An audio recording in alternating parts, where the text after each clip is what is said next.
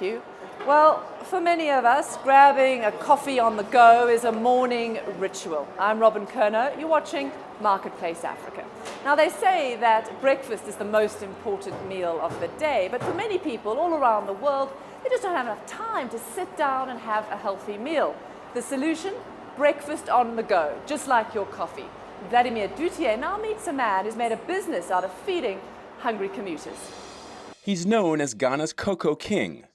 Albert Osei's passion? Delivering a wholesome breakfast to hungry Ghanaians on the go. The idea was to make it convenient, wholesome, hygienic, make sure that they can enjoy it and have access to it quite easily. And that was the whole premise behind Kokoking. This is the capital, Accra, a bustling city. People on the move, vendors hawking their wares, and workers racing to the office. Few have time to sit and enjoy a leisurely breakfast, so they eat on the go. And in Ghana, the breakfast of champions is cocoa. Convenient, it's healthy, and frankly, it's delicious. Cocoa is porridge, made from millet flour and spices. And from security guards to clerical staff to well-heeled businessmen, it's what many typically enjoy.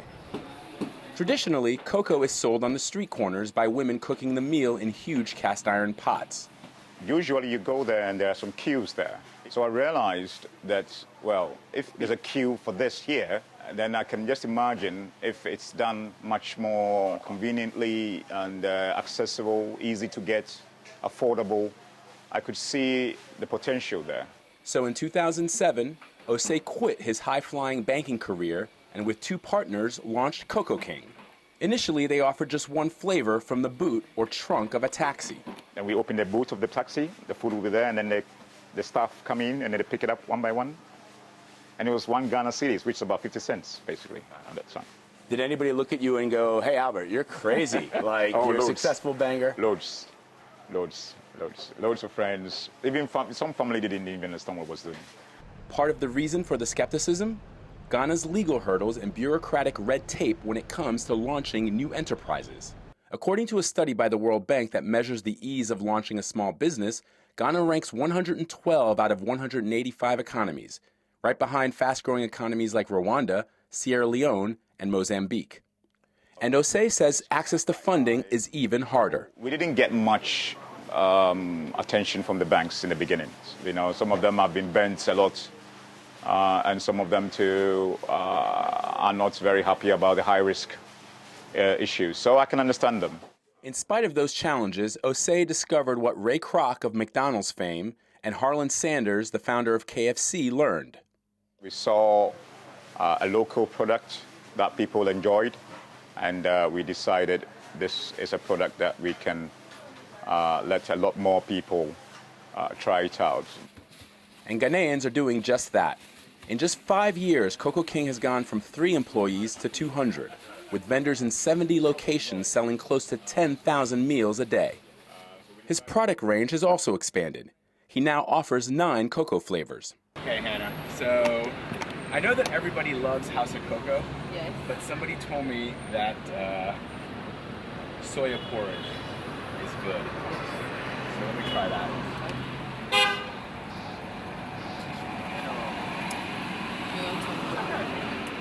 Not bad. Not bad at all. He's no longer selling cocoa for 50 cents either. Prices have risen, now ranging from 75 cents to $1.50. And business costs are kept low. You won't find the Kokoking spending money on flashy billboards or TV ads.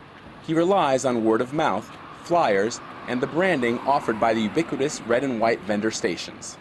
These days, he can barely meet demand. How many did you order and how many did you get? I ordered for 22 meals of cocoa and I was given 16. Yeah, so it got finished early. People like it. Even if I want more, I'll not get it. They will not get it. Which is why Osei is planning on expanding business operations rapidly. If you want to produce 1 million packs of breakfast meals, you have to have a system. We know the system already. We have the system. We just need the automation to actually fit the system that we have. And then that's it. Because instead of feeding 10,000 people, now you can feed 1 million people. That's the difference.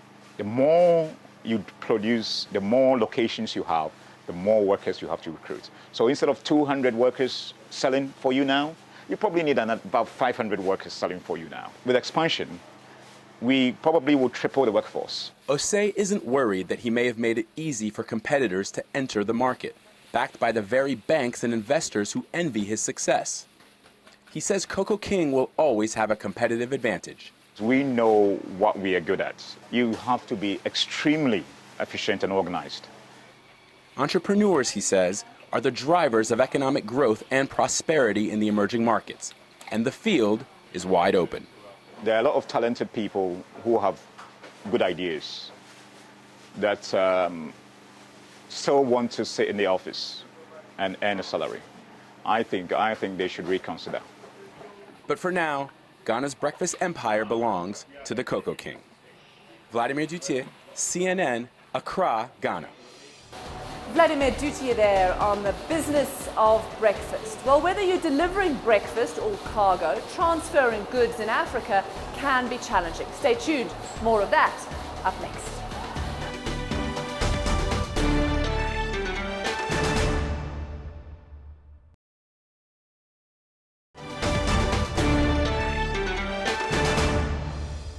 You're watching Marketplace Africa. Now, just how important are ports to facilitate trade in Africa?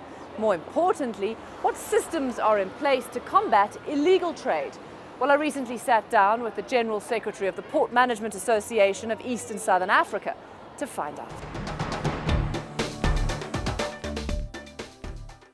Give me some sense of the challenges that ports in East and Southern Africa face. The biggest challenge is capacity. There is the economy is growing, the infrastructure is not growing at the same pace as the economy is pushing us. So you're pointing to backlogs, bottlenecks here. Just give me some sense of where the cargo is coming from. Am I correct in saying that a lot of these manufactured goods to supply Africa's growing middle class is coming from the East?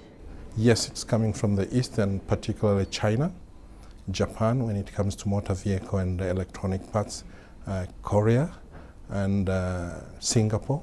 All these are sources of manufactured goods imports into Eastern Southern Africa. Let's be blunt though, I know that many Africans are worried about the porous nature of some of these ports, about crime, about contraband, about drugs, ivory being smuggled in and out of places like Mombasa or Maputo. How much of a problem is it, and how much of a concern is it for you? It's quite a problem, but the government has taken it seriously as well.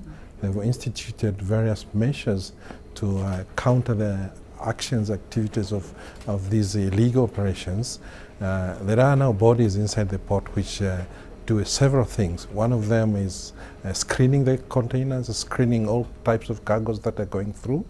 The other one is physical inspection, randomly or by selective arrangements, and also they are even bringing in sniffer dogs just to sniff around to see if there is anything illegal that is going out of the country. But there is concern that some of Africa's ports, of course, are being used as sort of conduits for drug routes, for all sorts of contraband coming in and out of the continent. That there's just not enough control at the ports. There is control in the ports, but not enough. Not enough, because these people are also working very hard to go around what we are trying to protect, and it's not really drugs which are a big problem. It is banned exports like ivory, wood, timber, and some agricultural products. Which so Africa's natural resources, Africa natural resources, smuggled out of the continent. Yeah, they're protected species. There are some people who still need them, but with collaboration of the destination ports, we've been able to arrest many of these incidences. Hong Kong particularly, I know there was a raid there with ivory recently. With ivory, some have been going to Vietnam. These have been arrested as well, and many other places, Dubai. So people are working really hard to try and counter these illegal activities. Real concern along Mozambique's coast, of course, that Mozambique's timber, its natural forests, are being shipped out to China, isn't there, as well? Exactly, but illegally. Yes, but they're also working on. You can export timber, but timber which is not an endangered species. But the precious logs cannot be taken out. A lot to keep an eye on. I admit, yes, if you do not work closely with all the bodies involved in ensuring that trade is legal, whatever is going out is just the legal, yes, indeed, you're going to face an uphill task. But all efforts are bearing a lot of fruit, I must say. Well, you can watch that interview and many others on our website, which is cnn.com/marketplaceafrica. Also, if you have your own fun, quirky or unusual stories about Africa, please do click on this iReport page. But from me, Robin Kerner, here in Johannesburg, see you again next week.